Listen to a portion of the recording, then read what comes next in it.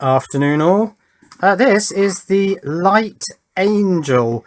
Now it's not the most attractive PIR sensor light, LED sensor light, but it is incredibly useful and I use it every day, have been doing so for a couple of years. So let me tell you what I like about it. Well, firstly, it runs on 4 AA cells. I use rechargeables, I use Eneloops, these fancy coloured ones. So you don't have to worry about lithiums over discharging and all that kind of stuff. I also like the fact that actually it's not particularly bright. There are just 7 of these 5mm LEDs, so it gives a very dim glow. Now I have this thing halfway up the stairs, so whoever is last to bed can walk up the stairs carrying all the stuff you have to carry to bed these days. Phone, tablet, bottle of water, all that kind of thing. So your arms are laden, you just want a nice dim light that's not going to wake everyone up to guide you on your way. So because I like the Light Angel so much, I was very pleased to see that there is a new Light Angel with a COB LED ring. Now this has been very kindly supplied to me by Banggood.com, so thank you very much Banggood. Links for this item will be in the description below the video. Right, let's fit the batteries. This thing doesn't have a captive screw, so the screw will fall out if you let it. Let's put some batteries in this one and see how it compares with the old 5mm LED Light Angel. Now the batteries are just a little bit tight in there. I don't think they were tight in the old one. Actually, let's have a quick look at that. Oh, maybe there's not much in it, but yeah, they just feel a little bit tight in that compartment. Okay, let's see if we can trigger this. Have I switched it on? That would probably help. Interestingly, the old Light Angel had a rubber covered switch. Let me swing that around. Sort of hinting at outdoor use, but absolutely this is not suitable for outdoor use because of it shining downwards. Water's just going to fill that battery compartment, so I'm not quite sure why they did that, but this one just has an exposed switch. This is very much for indoor use only. I can't get that to fire. Did I switch it on? Yes, it is on. Why can't I get it? Hang on, let's put it somewhere dark.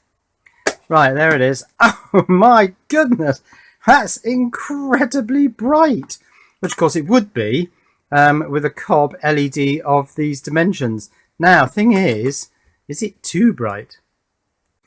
Now, what do I mean by too bright? Well, one of the nice things about the old Light Angel is that the batteries last really quite a long time. I don't think I charge them more than about once every, I don't know, 3 or 4 weeks. It's something like that. And I like recharging batteries. It's one of my hobbies, so I enjoy doing it. I've just taken them out and put them in the charger right now, actually. But if this thing is bright at the expense of more current used from the batteries, then it's probably not going to be as practical in my particular application, which is just as a sort of find your way up the stairs to bed light. Let's do some current measurements. Right, old Light Angel with the 7 5mm LEDs. I've had to take one of the batteries out and stick it on my croc clips with magnets. About 75 milliamps. Right, new Light Angel with the COB, very bright COB LED, 500 milliamps. That's a massive difference. Yes, I was just fighting with this thing, trying to get it to come on. I couldn't work out why it wouldn't. And it's because this battery actually wasn't making contact with the contact because, well, as I say, they are a bit tight in that compartment. Now, my measurement of 500 milliamps kind of ties in with Banggood's web page description of this light, where they call it a 3-watt light. Half an amp at 5 volts would be 2.5 watts. Now, of course, if you put alkalines in here and have the slightly higher voltage, this probably is 3 watts. So yes, it's a bright light, but it's a very different application from the old Light Angel, which was a dim light, but which would have very long battery life. Okay, let's take this out. I think actually you undo that side, and then the carcellated link comes out. Yeah, let's take this apart and take a look inside, see what chip we've got for the PIR, and see if there's anything interesting around this COB LED. Right, let's take out my nice glittery Eneloops, which were one of those anniversary limited edition ones. I can't remember what anniversary it was now. Right, let's get some screws out. Right, what do we have inside here? Oh, not a lot. Ah, interesting. There's a heatsink. It's just an aluminium plate for that COB LED. There's a giant size resistor there. Current limit. And there's a board at a very squiffy angle. Let's have a bit of a closer look at that. Right, I'm just going to desolder a couple of wires so it's a bit easier to work with this. This is starting to corrode on the tip, and I think maybe I'll just come down 10 degrees. Let's see if I can do that. Yeah, I'm going to take it down to 340 rather than 350. See if that extends tip life a little bit. Just feel 350 might have been a bit high, but anyway, let's just remove this one. This one doesn't look like it's very well soldered at all, so we can resolder that. Also take that middle switch one off, and then I can put the battery compartment over there. We can have a closer look at this board.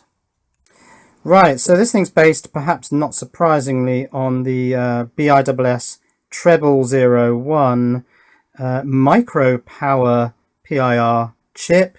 Lots of capacitors and resistors around there. You could, I suppose, change some values if you want to vary the delay time. It's fixed at, what does it say on here? I think it was 30 seconds. I suppose if, because this takes quite a lot of current, half an amp, you wanted to extend battery life, you could make the on time very, very short if that suited your application. We've got a couple of transistors here. One is up here on the negative of the COB LED. So we've got battery positive here, which is the red wire. That's marked there, B plus on the board. That goes through that big resistor to the COB LED, comes back down through the cathode, and that then goes through a transistor, which is being driven on pin 2. Let's just have a quick look at the datasheet for this chip, which I conveniently printed out the other day, and it says here pin 2 VO, V out, presumably detector output pin, active high.